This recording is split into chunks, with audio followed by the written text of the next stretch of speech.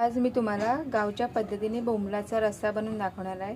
इथे बोंबील आणि बटाटे भिजत ठेवलेत, टोमॅटो, कांदा, लसूण, घरचा मसाला, हळद, गरम मसाला, धना पावडर, वाटण, तेल तापत ठेवले, लसूण,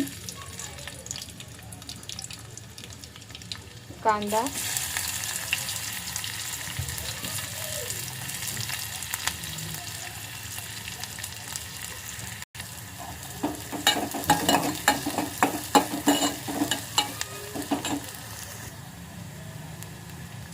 टोमॅटो,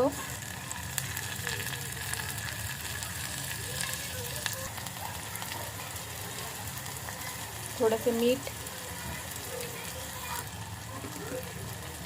हळद, तिखट, गरम मसाला,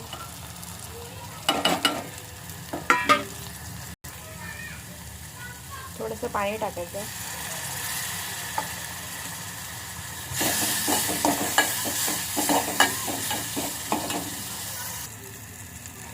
हे वाटण आहे, थोडं वाटण टाकायचं। सुकं खोबरं आणि ओलं सुकं खोबरं, कांदा भाजून वाटून घेतले, अद्रक लसूण पेस्ट, थोडंसं पाणी,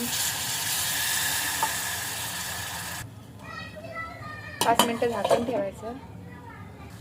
आता भिजवलेले बोंबील टाकायचे, बोंबील बटाटा,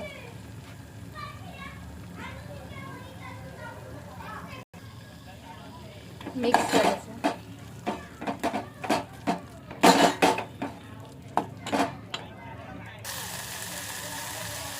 पाणी ओतायचं,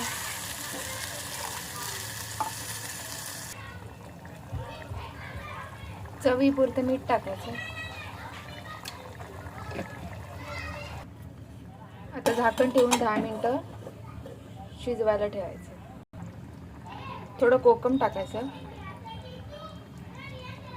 आणि कोथिंबीर।